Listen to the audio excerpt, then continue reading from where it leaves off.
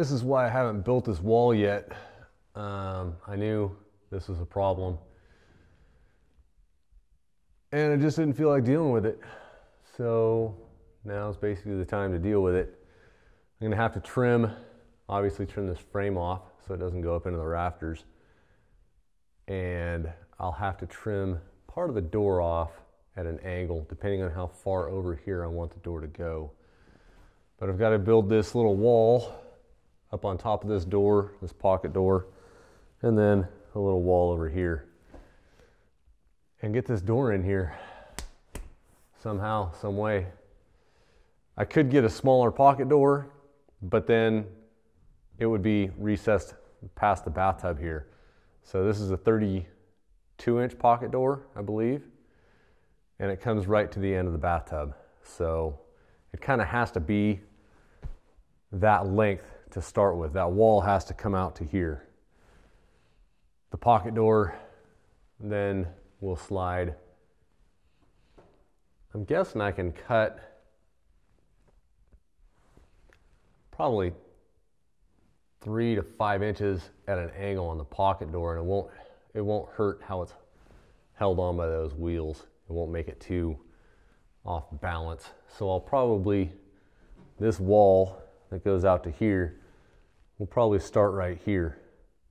And there'll be a little bit of an angle on that pocket door that will just butt right up to the ceiling there.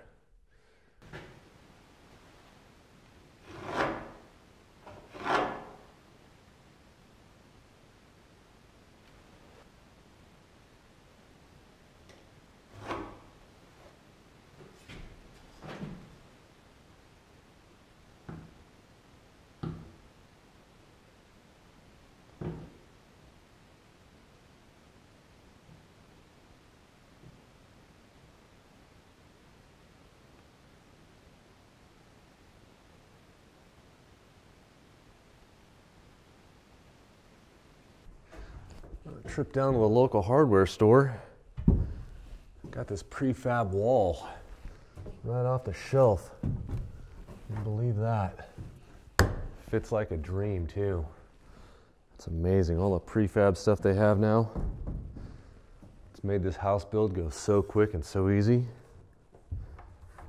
Yeah, I like that. I like that fit. Look at that. They didn't have a wall that goes above here, and I need to enclose this area above this little pocket door. So I'll have to make a little wall that goes up there, measure out all those, and see if I can make it fit as nice as that prefab one. And we'll get this pocket door cut and trimmed out right where we need it. Put it right up against that bathtub. Get this going.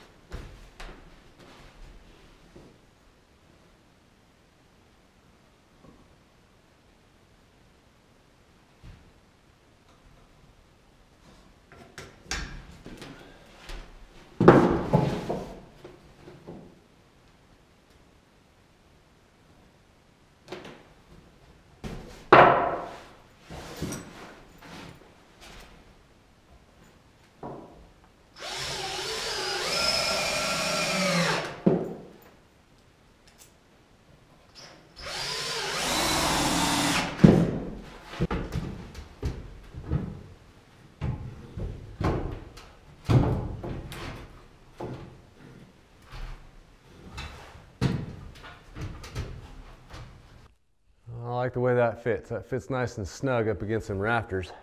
Even though it's not gonna be up against a rafter, it's gonna be over probably another 4 inches. It might still be underneath that rafter, just a little bit of it. But we need to cut this, track and all. So I've marked it on the back side here where the rafter is, and this is an aluminum track, so my chop saw can cut it, hopefully without mangling it too much. If you notice on this track, it comes over, and on each end, it has a little gap. And that's so you can put the wheels up in that track. So if the wheels need to be maintenanced or you need to get new ones, you can slide them out real easy. My dilemma is that I need this door, I need these wheels to come right to the edge of that door because I'm cutting enough of it off. I don't want the wheels to be right in the middle of the door and have the door not be balanced. So I'm going to cut this off, track and all, right at the end there. And if these wheels ever need to be replaced, I'll have to get like maybe a magnet on a stick and take that magnet on a stick with this and go in through the wall all the way to the end and hook it up into the track on the end. What I'm hoping is that if I spray these with WD-40 every once in a while or put a little grease on them once in a while, they won't go bad for many, many years, so I won't have to worry about it.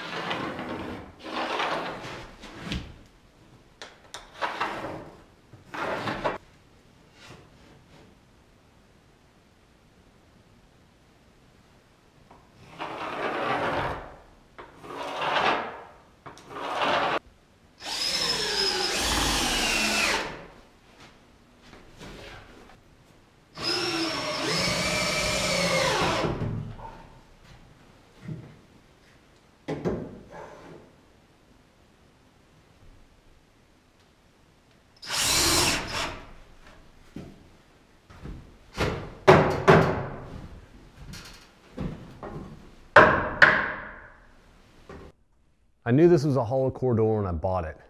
I bought it because it was the cheapest door on the shelf. And if I screwed up a door putting it in by cutting too much off of right here, I wouldn't be throwing away a lot of money. Now, if I don't screw up this door, if I cut this angle right, which I think I need to cut off another 1/2 inch, but I won't know for sure until I get the ceiling and the walls completely built so it butts up to the actual door jamb and the wall and the ceiling, the way it comes down at an angle. If I don't screw up the cuts, I'll probably keep the door, I'll make a little piece of wood and I'll fish it in here, put some brad nails or something in here to keep it in place with some glue and some clamps, make it nice and flush. And that'll seal it off. You won't have to worry about having a hole there. But if I do happen to screw up the cut and cut too much off, it's not an expensive door to go out and buy another one. And at that point, I'll probably buy a nicer solid wood door. But I really don't like pocket doors in general. So I don't know. There's no way in my mind to make a pocket door look nice. I just don't like them. This just happens to be the only thing we can put in here because of the angle of the ceiling and where everything's placed. The door would have to open a certain way if it was on hinges, and it would be in the way. So we went with a pocket door.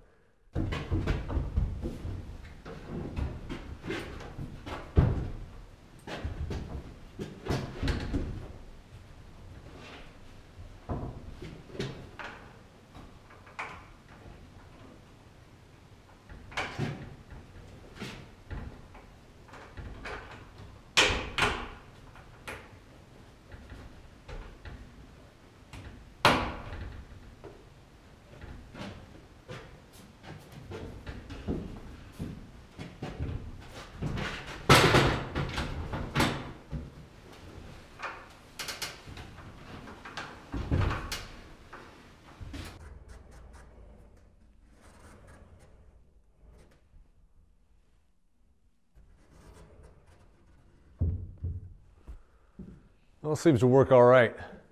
We do have some guides to put in, these little plastic things. They keep the door from wobbling back and forth. And if you're installing a pocket door and you're not having all this custom work done here, the instructions tell you to put these fasteners like 1.5 inches from the edge of the door on each end. But because my angle was cut here, I had to put the fastener, and I put it pretty close to the edge here. But then I had to put this one where I can get to it with the door fully shut. So I've got it a little ways away from the end there. But it works. It goes back and forth, it shuts. After I get the wall finished, the ceiling finished, we'll work on this gap here. We might have to cut a little bit more of the door off there to make this shut nice and flush with whatever wall is there.